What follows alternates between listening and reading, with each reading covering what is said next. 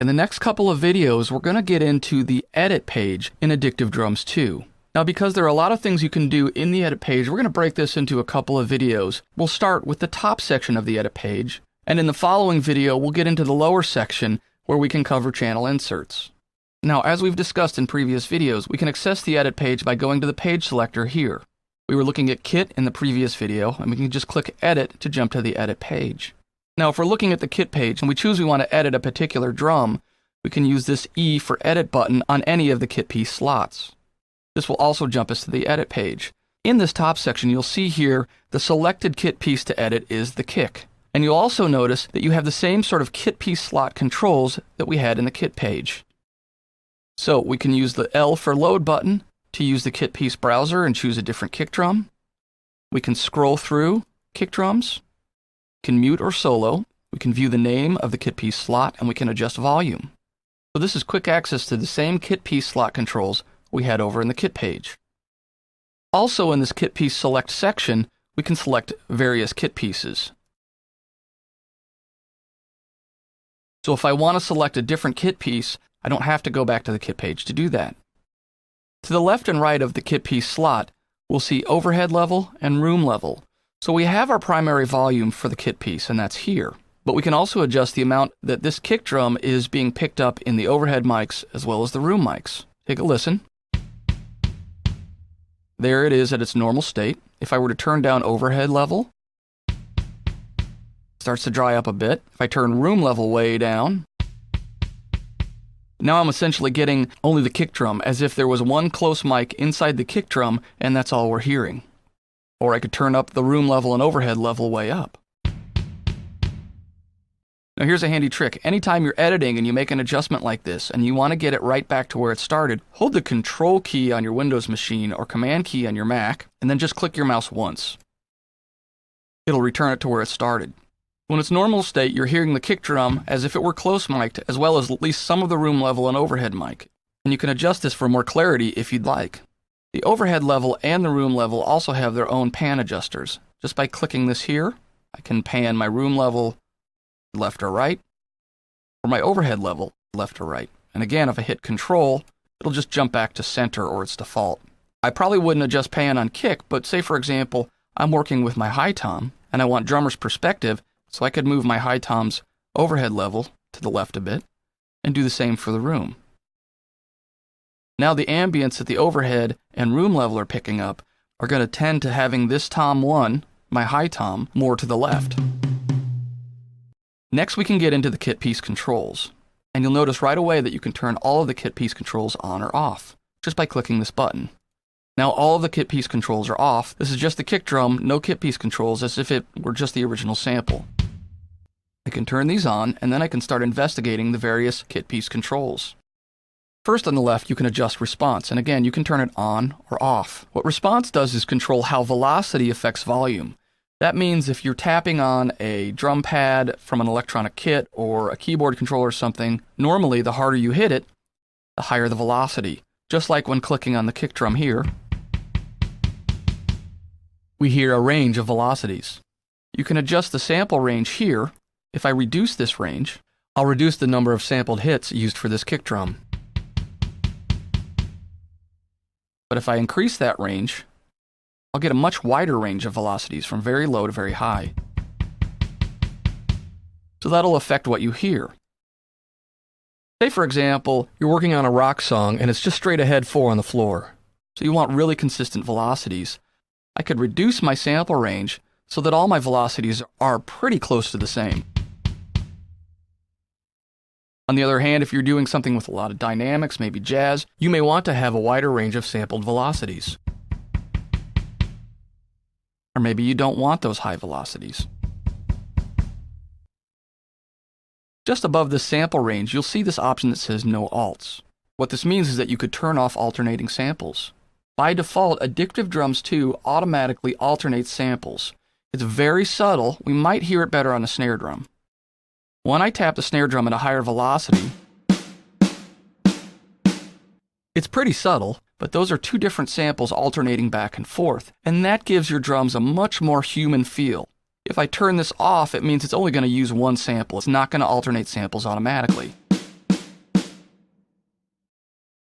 In this response window, you can also adjust how much volume is going to be affected by velocity as well as the filter. If I turn volume way down, the effect is that even though there are several sampled velocities, they're all closer to the same volume overall. Again, I can use that Control or Command key, hold it down, click once to set it to its default. If I turn the filter way up, what'll happen is that various snare velocities will have a greater effect on the filter. To the right of response, we have the pitch control. Once again, we can turn it on or off, and we can change the pitch of any given drum. If I turn this main knob up or down, I'm directly affecting the pitch or tuning of the drum, and I could pitch it up. I could also change the pitch of the overhead and room levels, and I can change this independently of the main pitch. That means that if I keep my main pitch normal, but I offset my overhead and room, the initial pitch remains the same, but what rings out in the overhead and room could be drastically different. Kind of an interesting effect. Next we have the pitch envelope page, and this doubles for snare and kick as the tone designer page. On the snare and kick, you'll have this little left-right arrow where you can toggle between the two.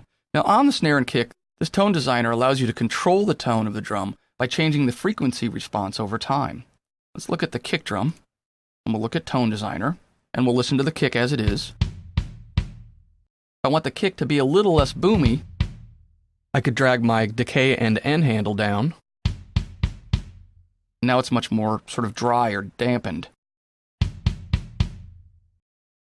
could drag my start time here. I could adjust my decay time here. Now I have sort of a boomier sound, a little more high frequency at the end.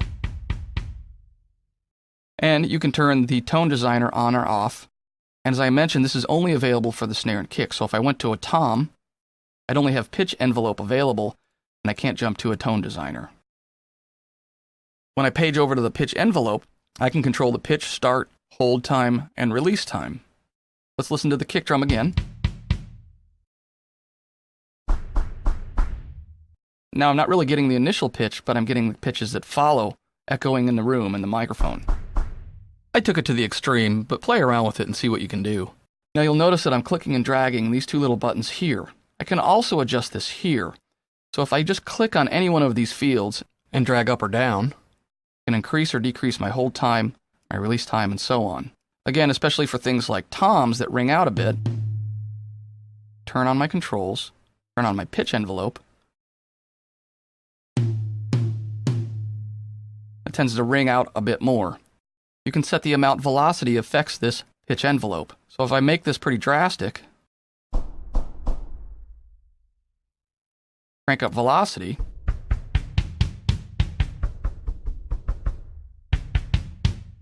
I took it to the extreme again, but if you tweak this with some subtlety, you might get a really cool sound out of this. To the right of pitch envelope, we have volume envelope. Here you can control the attack, decay, sustain, hold, and release time for the volume envelope. This is another good way to sort of dry up a drum. Lower the sustain level. Stretch out my sustain time a little bit. Now I have a really sort of deadened drum. It almost sounds like there's a pillow inside that kick drum.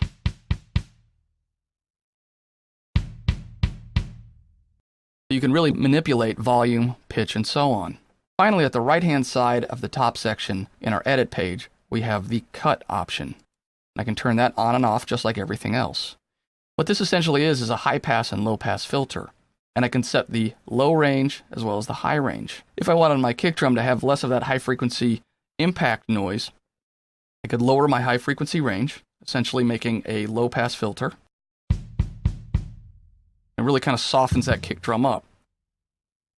If I raise it, get more sound of the sort of beater making contact with the drum head. This might be handy for something like a snare. Turn on my cut. Thins it out a bit. Can help reduce the amount of low frequency coming through on that snare drum. Nice way to sort of make it more crisp. When you're shaping drums, there's a lot of power just in this top section of the edit page. Best thing to do is play around with it and see what kind of sounds you can get. And remember, If you get out of whack, you can always hold Control key and default back to where it started, or you could just turn these off to listen to the normal sample. In our next video, we'll explore the lower section of the edit page. Thanks for watching.